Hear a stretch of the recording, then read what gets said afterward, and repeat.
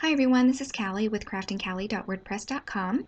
So I'm making this pretty card here. It's from a stamp set that's new in the Stampin' Up! Catalog called You've Got This, and I'm going to be using some masking as well. So I'm excited to share.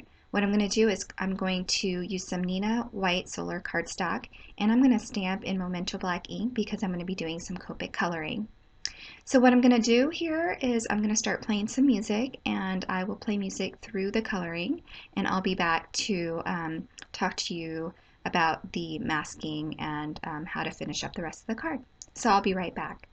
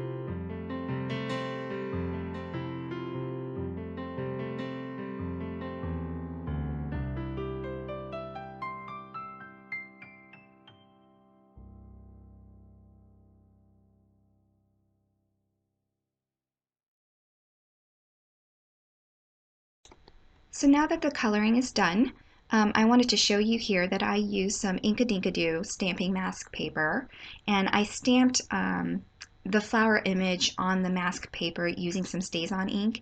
I wasn't sure what inks were safe for that masking paper. I'm sure any ink is safe, but just for extra precaution, I did stamp it in StazOn ink, and I'm just going to layer that over top of the colored image.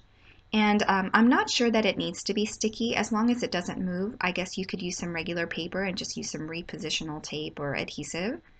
I'm going to pull in the burlap background there, and I'm not sure if it's a burlap, but that's what it looks like to me, so that's what I'm going to call it. And I have some Sahara sand or Sahara sand ink there that I'm going to be using. And first, I start to ink my ink pad with the stamp in my hand, and I wanted to show you it doesn't always get ink coverage all over, and that's the reason why I have a lot of large backgrounds on its back when I'm inking it up.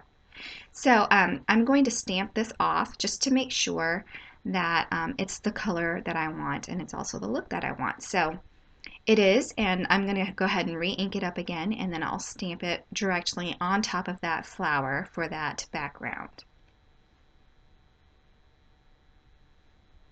Once everything looks great, I'll go ahead and peel that masking paper away. And it did adhere pretty good. So you'll see here I have some trouble lifting it up, and then I just get my tweezers and I lift it up that way to help me out a little bit. So funny story about these tweezers. My husband actually got them for me as a gift. And I swear, when I got this and opened it up and looked at it, I kind of gave him a look and was like, why in the world would I ever use tweezers when making cards? So anyway, as it turns out, this gift, these tweezers are awesome and are definitely a must-have. So once I'm done peeling that off, as you can see, everything looks great. I wanted to fill that bottom part of this card in with something. So I decided to cut a piece of a doily and adhere that down with some gold washi tape. So I'll go ahead and adhere that down here, and I'll wrap the ends around the back side of the card and snip that. And I decide to use a sentiment from the same set, and it says, I'm here for you. So I'll cut a banner out of that after I stamp it, and you'll see me do that here in a second. I'm just placing it on there to determine how much space it's going to use up. So I have a piece of scrap paper here, and I'll be stamping this on that piece of scrap white paper using some Memento black ink. And then when I'm done with that, I'm going to go ahead and trim the sides. I don't want any excess paper. I don't want the banner to be too thick. So I'll trim that down, and then I'll cut the flagged ends off, and then I'll adhere it using some Stampin' Up! Dimensionals to give it some prop. I've been using a lot of 3M foam tape lately, so I decided I would use my 3M, not my 3M, my dimensionals instead for this project. I love this trimmer, by the way. There is a wire guide that shows you exactly where you're cutting, so I think that's great. And you see there, I had my cutting piece at the top, and I think it's a good tip to always cut from the bottom up towards the end of the cutting guide. I think that will ensure that your paper doesn't move and will cut a more straight line.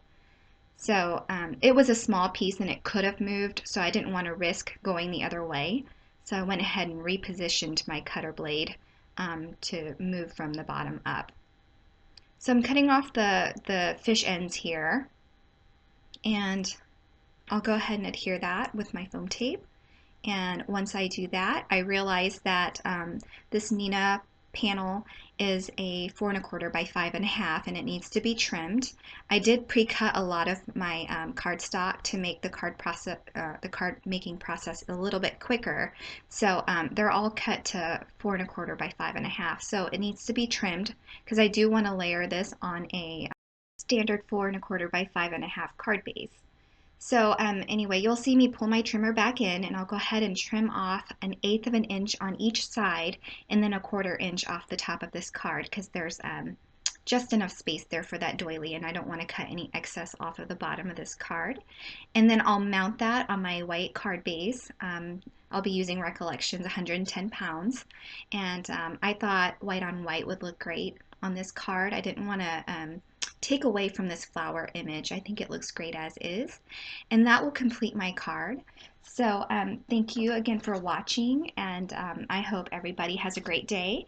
I've actually tried to change a few things, so my supplies will be listed below and also on my blog. So feel free to visit, and thank you again for watching, and have a wonderful day. Bye.